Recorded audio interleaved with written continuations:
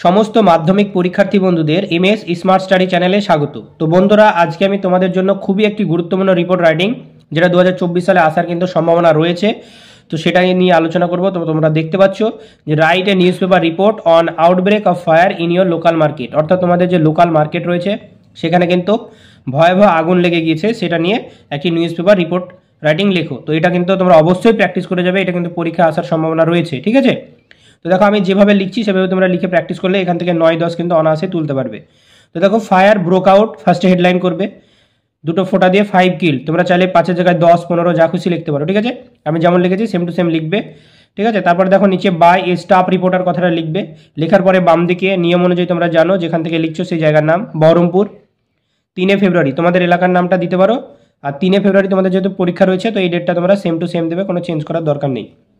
আর যদি কোশ্চেনে এই ঘটনাটা উল্লেখ থাকে যে কলকাতা বা কোনো জায়গায় ঘটেছে, তাহলে তোমরা এই জায়গাটা চেঞ্জ করে সেটা দিতে পারো, ঠিক আছে। বহরমপুর চেঞ্জ করে কলকাতা বা অন্য কোনো যে এলাকায় ঘটেছে সেই জায়গাটা যদি উল্লেখ থাকে কোশ্চেনে, তাহলে সেটা দিতে পারো। এরপরে দেখো যেভাবে লিখেছি এইভাবে তোমরা লিখে প্র্যাকটিস করবে। A massive fire broke out in a local market at Baharampur, বলছে যে একটা ভয়াবহ আগুনের কাণ্ড ঘটে গেছে, অগ্নিকাণ্ড ঘটে গেছে যে স্থানীয় মার্কেট রয়েছে, ঠিক আছে, কোথায়, বহরমপুরের, ঠিক আছে, ইয়েস্টারডে গতকাল। তাহলে গতকাল বহরমপুরের একটি স্থানীয় মার্কেট বাজারে ভয়াবহ আগুনের কাণ্ড অগ্নিকাণ্ড ঘটেছে। It is the second time that this type of incident took place in this market, বলছে এটা এই মার্কেটে এই ঘটনাটা দ্বিতীয়বার ঘটলো, ঠিক আছে, এর আগে অলরেডি একবার ঘটেছে এই ধরনের ঘটনা এই মার্কেটে, আবার এটা নিয়ে দ্বিতীয়বার ঘটলো, সেটাই বলা হয়েছে। তারপরে দেখো, the incident occurred around 5 PM, এই ঘটনাটা ঘটেছে কটার সময়, 5টার আশেপাশে, ঠিক আছে, 5টার দিকে। তো 5 persons ওয়ার কিল্ড, 5 জন কিন্তু মানুষ মারা গিয়েছে, and 10 others were seriously injured, 10 জনা তাতে গুরুতরভাবে আহত হয়েছে। Almost 10 shops are devastated by this fire, ঠিক আছে, মোটামুটি 10টা দোকান এই আগুনের যে ভয়াবহতা তাতে কিন্তু পুরোপুরিভাবে ধ্বংস হয়ে গিয়েছে, ঠিক আছে। The local people thronged and some of them rescued the injured person, local যারা মানুষ ছিল তারা কিন্তু সেখানে ঝাঁপিয়ে গিয়েছে, ঠিক আছে, তাড়াহুড়ো করে গিয়েছে এবং রেস্কিউ করেছে দ্য ইনজিওর্ড পারসন, যারা আহত মানুষ তাদেরকে, and arrange to make them hospitalised, এবং তাদেরকে হসপিটালে ভর্তি করার ব্যবস্থাও করেছে। 3 fire brigades rush to the spot, 3টে ফায়ার ব্রিগেড সেই স্থানে পৌঁছেছে, and it took around 4 hours to extinguish the fire, 4 ঘন্টা মতো টাইম নিয়েছে, ঠিক আছে, এই আগুনটাকে নেভাতে, ঠিক আছে।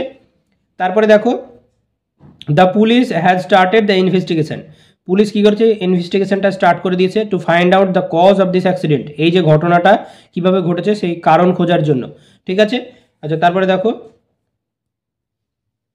বাট